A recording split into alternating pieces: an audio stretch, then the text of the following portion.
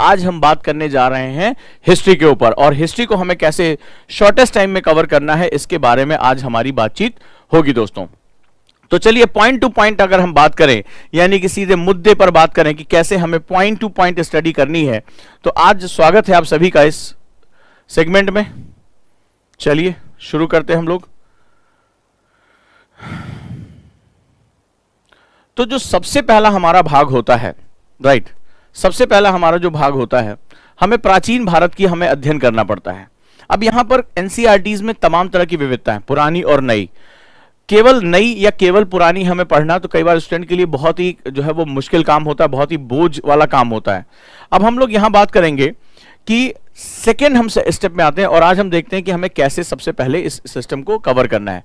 तो जो सबसे बड़ा पोर्शन होता है, लार्जर पोर्शन होता है, उसको हम लोग बोलते हैं एंशिएंट हिस्ट्री, यानी प्राचीन भारत। चलिए, अब प्राचीन भारत में हमें किन चीजों पर सबसे ज्यादा ध्यान रखना है ये भी है। जब हम प्राचीन भारत कहते हैं तो एक यूनिवर्सिटी का स्टूडेंट भी पढ़ता है, पोस्ट ग्रेजुएशन का स्टूडेंट भी पढ़ता है। हमें यूपीएससी के लिए किन चीजों पर सबसे ज्यादा फोकस करना है, ये बात आपको पहले से पता होनी चाहिए कि इस बुक से मुझे निकालना क्या है। ठीक है, ये हमारे लिए सबसे इंपॉर्टेंट सेगमेंट है। अब हम बात करें जैसे एंशिएंट इंडिया, तो एंशिएंट इंडिया में अगर हम बात करें तो उस समय का राजनीतिक विकास यानी पॉलिटिकल डेवलपमेंट, उस समय का इकोनॉमिक सिस्टम यानी कि आर्थिक, ये हमारे समाज को बहुत अच्छे तरीके से प्रभावित करता है।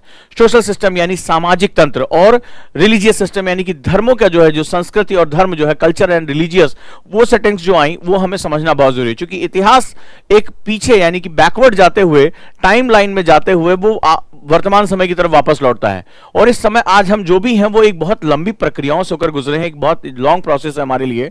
और यहां पर पॉलिटिकल डेवलपमेंट यानी कि हमारा राजनीतिक विकास, हमारा आर्थिक तंत्र किस रूप में काम हुआ, प्राचीन भारत में कैसे काम करता था, मध्यकालीन भारत में कैसे काम करता था, सोशल सिस्टम, समाज जो होता है वो इसका एक बहुत इंटीग्रल पार्ट होता है, हमारा सामाजिक तंत्र कैसा था, और हमारा धार्मिक सांस्कृतिक तंत्र किस रूप में था। इस 4 ऐसे एस्पेक्ट्स हैं जहां यूपीएससी क्वेश्चन पूछता ही पूछता है। आपको पता है जैनिज्म पे क्वेश्चन आएगा, बुद्धिज्म पे क्वेश्चन आएगा, भारत के व्यापार तंत्र पर क्वेश्चन आता है, ये बहुत ही महत्वपूर्ण होता है। तो अगर आपको यहां बस बेसिक फंडामेंटल्स पढ़ने हैं तो आप पुरानी भी कर सकते हैं और नई भी कर सकते हैं। नई वाली भी आपके लिए उतनी ही महत्वपूर्ण है, पुरानी वाली भी।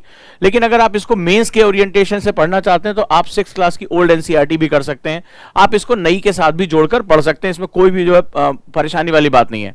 अगर ओल्ड आपको मिल रही है तो रोमिला थापर की जो है वो पहले लिखा करती थी आपके जो है एनसीईआरटीज पे।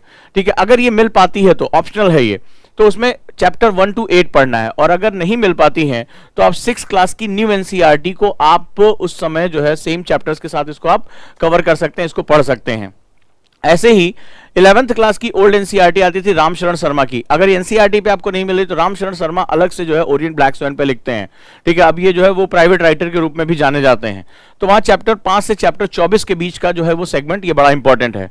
और अगर आप इस पे और जो है वो विशद अध्ययन करना चाहते हैं तो झा श्रीमाली यानी झा श्रीमाली की बुक भी यहाँ पर बहुत आपको मदद करेगी। राइट, तो ये जो है वो बेसिक जो सेगमेंट्स होते हैं वो बड़े ही इंपॉर्टेंट हमारे लिए, आप इसको आसानी से कर सकते हैं।